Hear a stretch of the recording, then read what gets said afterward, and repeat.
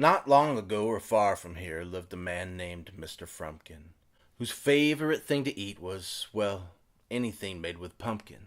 In fact, he loved pumpkin so much that he purchased himself some land, sought out the finest pumpkin seeds, and planted each one by hand.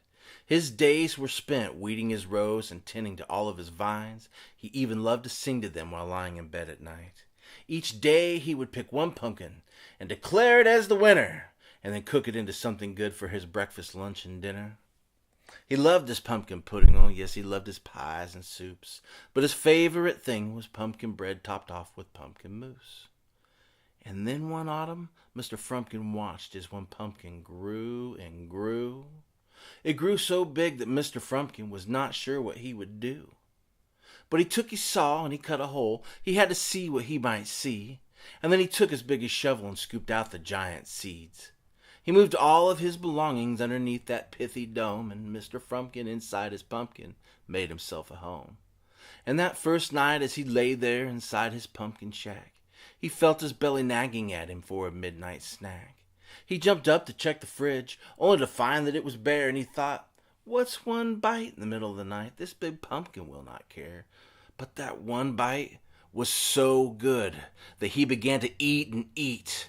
Mr. Frumpkin could not stop. It's all that he did for weeks. He ate until that big squash was just a pulpy pile, and then he took that pulp and cooked it into one last pumpkin pie.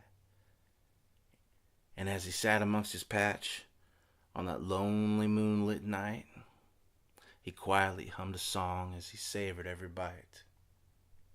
And with that one last bite, Mr. Frumpkin shed a tear, and then he simply vanished and has not been seen for years.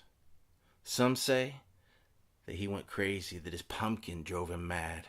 What once had brought him so much joy had somehow left him sad.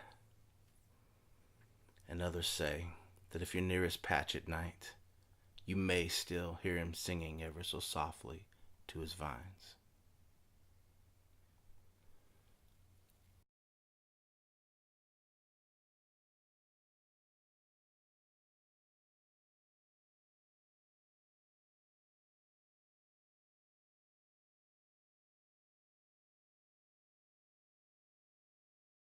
That's a pizza!